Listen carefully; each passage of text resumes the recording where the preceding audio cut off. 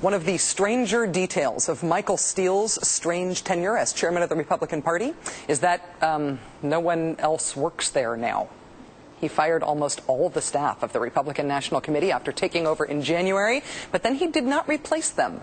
Today we learned that one person who had been kept on, the top internet guy at the RNC, a man named Cyrus Crone, he has resigned. Politico's Ben Smith notes that Mr. Crone did join a Facebook campaign aimed at keeping himself in his job, but then he quit.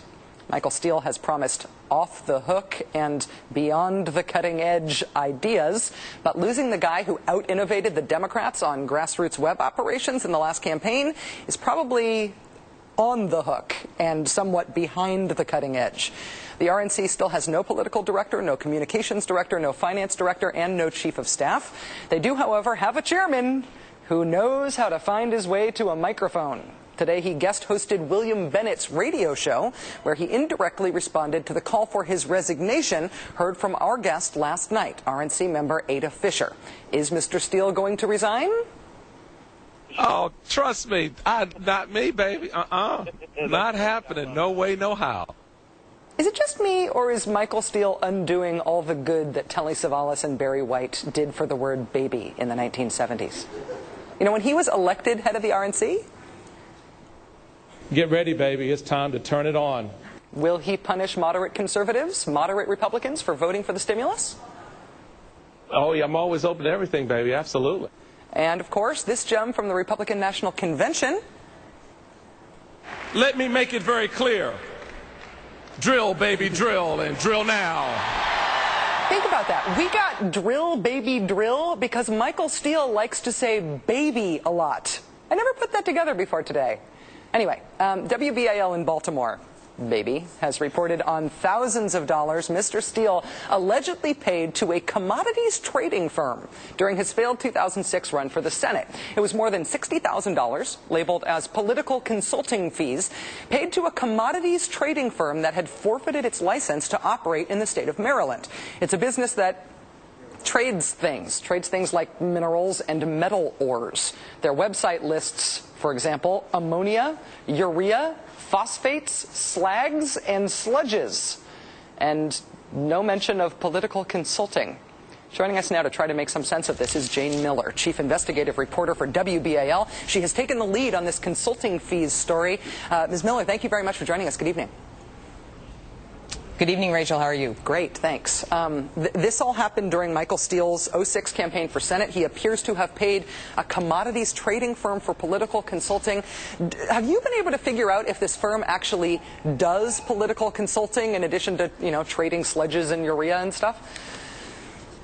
Well, what we know about this firm is what is listed on its website and also what's in its papers of organization when it organized in the state of Maryland. And no, we cannot find any public description of it that it does anything like political consulting or a variety of other political activities that other Republican accounts paid it in the waning months of the 2006 campaign. So that's been one of our questions. We have asked both the owner of Allied Burton, we have asked Michael Steele that question, and we've asked former Governor Bob Ehrlich's campaign as well. He was the other side of the Republican campaign in Maryland in 2006. Very contested campaign with a sitting governor, Bob Ehrlich, the Republican, and Michael Steele, who was the lieutenant governor in Maryland, who was trying to claim the open U.S. Senate seat in Maryland. So it was a very contested, heavily financed campaign in the state in that year. And both of those candidates paid political funds of some kind, paid for some sort of political service from this mysterious company. Jayne, I know that you were sorry, go ahead. Well, I was going to say the total amount that came out of 4 Republican accounts, including Steele's Senate account, to this firm, Allied Burton, was $417,000 in a 3-month period. When the questions we ask of all of them, what was the payment really for? You know, the whole idea of campaign finance reporting is to be transparent so that the public can see who's giving money to a candidate and where a candidate is spending money. And so the question becomes, well, if this is political consulting, why is it going to a firm that calls itself a commodities trader?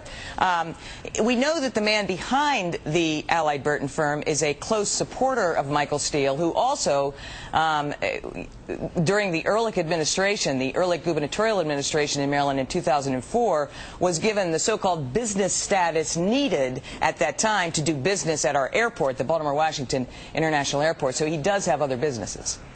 I know that, Jayne, you were given some video from a Democratic operative that I think we can air and show right now. What is this video, and how does it relate to this mysterious money during that 06 election? Well, the question that we asked was, okay, so what was this money used for? And a former campaign official with the Bob Ehrlich campaign, in response really to our question, said that, quote, it may well have been used to fund the busing of people from Philadelphia, African-American men, to Maryland from Philadelphia on Election Day 2006 to do poll working for the Ehrlich campaign and the Steele campaign. This was a very controversial tactic and got quite a bit of press both on Election Day in 2006 in Maryland and there in about a week later with some press. The Democratic Party stood up and was very denounced this as a dirty trick. There were about 6 or 7 busloads of African-American men that came to both Baltimore City and Prince George's County, which are the 2 jurisdictions in Maryland that have the larger African-American population. They came here to work the polls in African-American precincts. Many of the Democratic leaders denounced this tactic as being deceptive. It's trying to trick voters into thinking that there was that these folks were black supporters of the Ehrlich and Steele campaign from Maryland, when indeed they had come from Philadelphia. No one has ever said, yes, we did that. Yes, we paid to have this done. When we did this story last week and started asking these questions, when the former Ehrlich campaign official said to us, this may well have been what this money was used for, it's the closest anyone has ever come to saying, yep, we did that. I remember from the reporting at that time in the Washington Post and in other sources saying that part of the controversy about busing those people from Philadelphia to to Maryland was that what they were handing out were inaccurate sample ballots that described Governor Ehrlich and Michael Steele as Democrats. The Post said that the flyers included fake endorsements from well-liked African-American Democrats like Kwesi Mfume. Do we know that those, I mean, if that happened, that's more... That's a bigger deal than just doing something of moving people across state lines to impersonate supporters. That seems like something that Michael Steele should maybe want to answer for. That was very much part of the controversy at the time. There was a lot of attention paid to this, both on Election Day, as you can imagine. It was quite controversial in both Prince George's County and Baltimore City on Election Day to have these buses arriving. These guys got off the bus. They said they were from Philadelphia, that they were working for the Steele campaign, they were working from the Ehrlich campaign, and then, you are correct, passing out this literature, which we have seen, that says that Ehrlich and Steele were supported by certain Democratic leaders in the state of Maryland who happen to also be African American. Those leaders very much denounced this tactic as very deceptive because they were not supporting those 2 candidates.